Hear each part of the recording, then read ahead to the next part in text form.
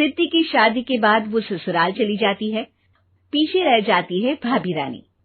सिद्धि के ससुराल जाते ही भाभी कहती है, अरे वाह जी वाह, सारे कपड़े मेरे। हाय रे पैंट, अरे वाह वाह, मजा आ जाएगा। अरे ये सिद्धि की अलमारी के सामने खड़े होकर क्या बड़बड़ा रही है? जाकर देख मेहमानों को विदाई की मिठाई मिली कि नहीं।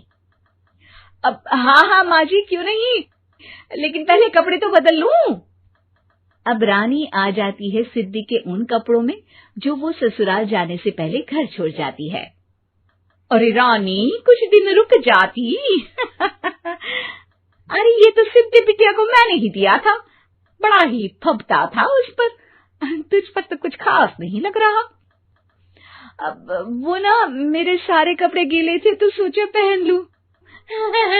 वैसे भी सिद्धि को कौन सा भी पुराने आउटडेटेड कपड़ों को पहनना है।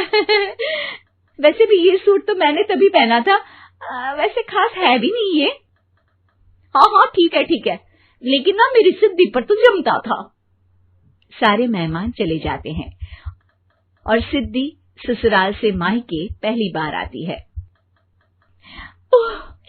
अपना घर, अपना कमरा, अपनी अलमारी।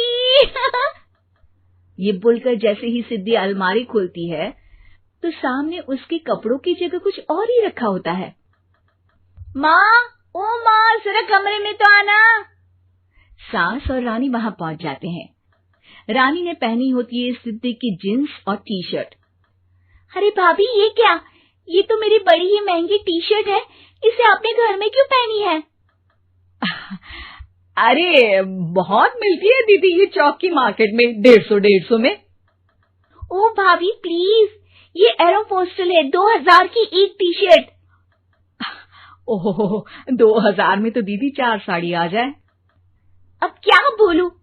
भाभी, ये मेरी अलमारी में छोटू के कपड़े, तो मेरे कपड़े कहाँ हैं? मेरी अलमारी में? अब दीदी आपको कौन से पुराने कपड़े पहनने थे? माना भाभी, लेकिन मैं जब घर आती तो यही सब पहनती ना। अरे तुम तो बड़ी कंजूस हो दीदी। खैर, वक्त आता है जब सिद्धि ससुराल के लिए रवाना हो रही होती है। अरे रानी, अंदर से सिद्धि का गिफ्ट ले आ, लड़की पहली बार ससुराल से मायके आई है। रानी अंदर जाती है और एक सिंपल सी साड़ी लेकर बाहर आ जाती है। ये लीजिए माँ जी। सास बेटी को गिफ्ट देकर ससुराल भेजती है। अगले दिन रानी एक सुंदर सी साड़ी पहनकर सामने आती है। अरे रानी, ये तो वो साड़ी है जो मैंने सिद्धि को देने के लिए दी थी जब वो ससुराल ले जाती, लेकिन ये तूने कैसे पहन ली? अरे माँ जी, ये साड़ी तो मुझे बहुत पहले से ही पसंद थी, लेकिन चिंता ना करिए, मैंने सिद्धि के लिए भी अच्छी सी साड़ी दी है। हाँ। तभी सिद्धि का फोन आता है। क्या माँ, कुछ अच्छा तो दिया होता ससुराल ले जाने के लिए। अरे पहले दिखा दिया होता। यूं चमकते हुए पैकेट में नौकरानी वाली साड़ी मत दिया करो माँ। अरे बेटे, वो तेरी भाभी ने ना गलती से उससे पैकेट बदल गया। हाँ, मैं कल ही तेरे भाई के हाथ से तेरा वाला पैकेट भेज दूंगी। अरे रहने दो माँ, आई एम श्योर भाभी ने अभी वही साड़ी पहनी होगी जो तुमने मेरे लिए रखी थी। तुम तो समझ नहीं पाई उनको। खैर छोड़ो, मैं ज्यादा बोलती अच्छी नहीं लगती, रहने दो, आपको उन्हीं के साथ रहना है, फिर बात करेंगे। सास को रानी पर गुस्सा आ जाता है। वो उसके कमरे में जाती है जहाँ वो शादी का एल्बम देख रही होती है।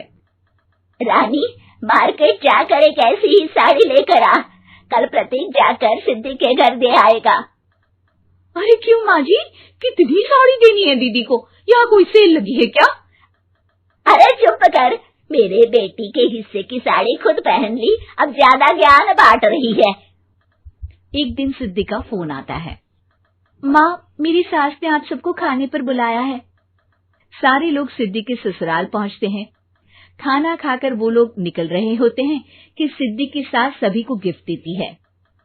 अरे बहन जी, बेटी के घर का खाना खा लिया, यही बहुत है जो आप ऊपर से गिफ्ट भी दे रही है। अरे बहन जी, आप भी कहाँ इन बातों पर विश्वास कर रही हैं। सास सभी को गिफ्ट देती है, लेकिन रानी को जो साड़ी देती है वो अजीब सी हरे रंग की लाल रंग के बड़ी छाप वाली होती है। अरे छी, ये कौन पहनेगा? सासू माँ को तो जरी वाली इतनी सुंदर, और मेरे लिए ये नौकरानी वाली।